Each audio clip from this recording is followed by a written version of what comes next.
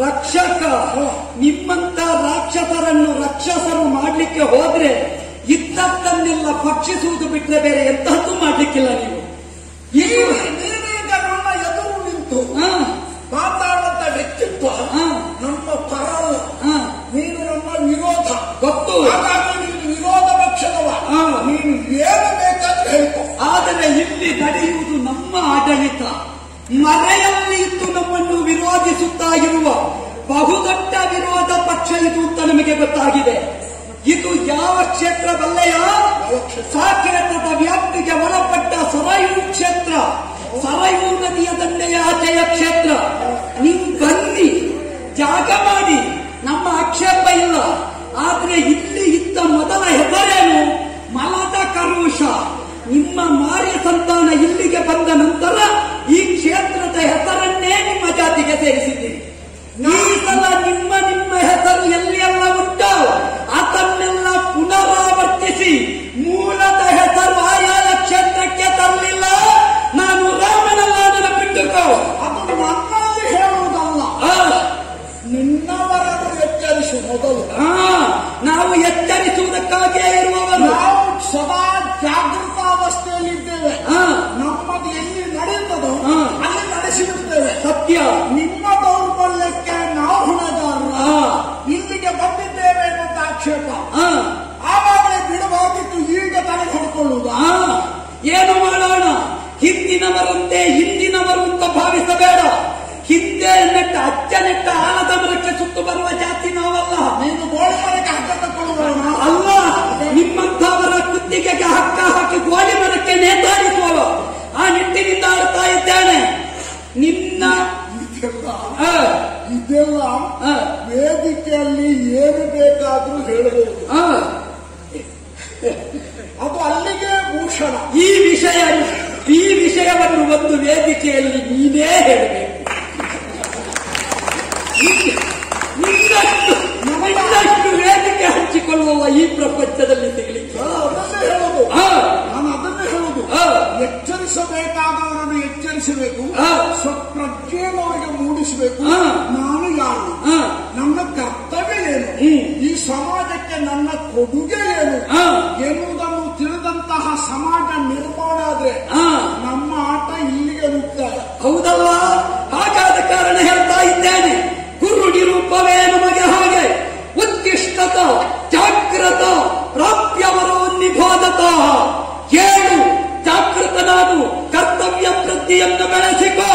ಕರ್ತವ್ಯ ಪ್ರಜ್ಞಾ ಪ್ರತೀಕವಾದ ಧನುರ್ದಂಡ ತಲೆ ಕೊಡ್ತೀಯ ಅಲ್ಲ, ಶರಣ ಬರ್ತೀಯ. ನೀನು ಹೇಳಿದ ಮಾತು ದೇವಸ್ಥಾನದ ಸುಪ್ರಭಾತವಾಗಿಯೇ ಉಳಿದಿನ ಹೊರತು ಅನುಷ್ಠಾನಕ್ಕೆ ಬಂದದ್ದು ನಾನು ಈ ತನಕ ಕಂಡದ್ದು. ಇದು ಕೊಳಲ ಗಾನವಲ್ಲ, ಇದು ಕೊಳಲ ಗಾನ. ನೆನಪಿಟ್ಟುಕೋ. ನಾನು ರಾಮ.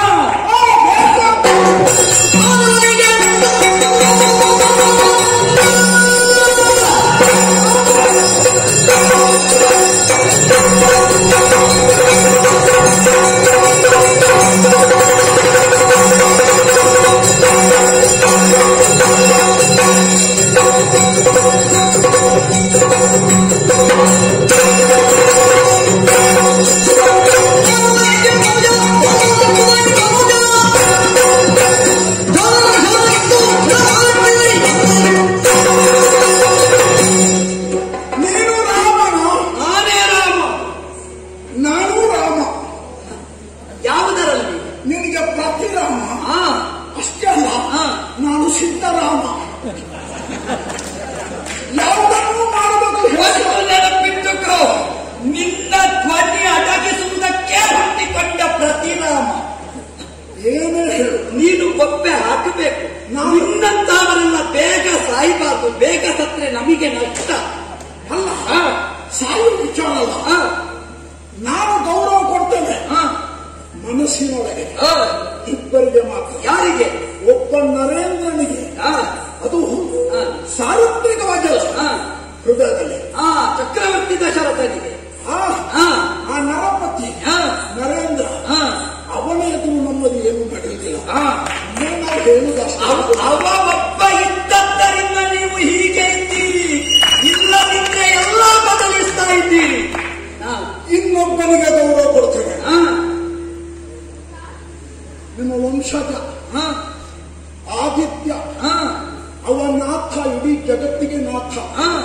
ಆದಿತ್ಯ ನಾಥ, ಅವ ಯೋಗಿಯಾಗಿ ಬಂದ್ರೆ ಮುಂದಕ್ಕೆ ನರೇಂದ್ರ ತವ ಆದಿತ್ಯ ಯೋಗಿಗೆ ನಾವು ಅಪೇಕ್ಷೆ ಪಡುವುದಾದ್ರೆ ಯಾರು ಭೋಜಿಯಲ್ಲೋ, ಯಾರು ತನ್ನ ಕುಟುಂಬಕ್ಕೆ ಬೇಕಾದ್ದನ್ನು ಮಾಡಿರುವುದಿಲ್ಲೋ, ಯಾರು ಸರ್ವಸ್ವವು ರಾಷ್ಟ್ರಕ್ಕಾಗಿ ಎಂಬ ತ್ಯಾಗ ಮನೋಭಾವನೆ ಇದ್ದಾನೋ ಅಂತಹ ಯೋಗಿ ಸಮಾನನಾದವನೇ ತ್ಯಾಗವೂ ಇಷ್ಟವಾದ ತಲತ ಭೂಮಿಯನ್ನಾಳಬೇಕು ಎನ್ನುವುದೇ ನಮ್ಮ ಅಪೇಕ್ಷೆ. ವೇದಿಕೆ ಉಂಟಲ್ಲ, ವೇದಿಕೆ ಉಳಿಸಿಕೊಳ್ಳುವುದಕ್ಕೆ ನೋಡಿ ಮೊದಲು, ಮತ್ತೆ ಎಲ್ಲವೂ ನಾವೀಗ ಪ್ರಬಲರಾಗಿದ್ದೇವೆ. ನಮ್ಮನ್ನು ನೀವು ಭಯೋತ್ಪಾದಕರು ಅಂತ ಹೇಳಿ, ವಿಚಿತ್ರ ಕಾರಕರು ಅಂತ ಹೇಳಿ, ಸಮಾಜ ಕಂಠಕರು ಅಂತ ಹೇಳಿ, ಏನೇ ಇಲ್ಲಿ ಬಾಹ್ಯ ಬೆಂಬಲ ನಮಗೆ ಇರುವಷ್ಟು ನಿಮಗೆ ಇರುವೇ ಇಲ್ಲ. ನಿಮ್ಮತ್ತು ಎದುರಿಗಿಲ್ಲ, ಎಲ್ಲ ಹಿಂದಿನಿಂದಲೇ ಅಂತ ನಮಗೆ ಗೊತ್ತಾಗಿದೆ. ಅದನ್ನೇ ರಾಜಕೀಯ ರಾಜಕಾರಣ ಅಂತ ಹೇಳಿ ಅದನ್ನೆಲ್ಲ ಸಂಪೂರ್ಣ ಬಳಸಿಕೊಂಡಿದ್ದೇವೆ ನಾವು. ನೀವು ಬೆಳ್ಳಗಿದ್ದದನ್ನು ಹಾಲು ಅಂತ ಭಾವಿಸ್ತೀರಿ, ನಾವು ಹಾಗಲ್ಲ.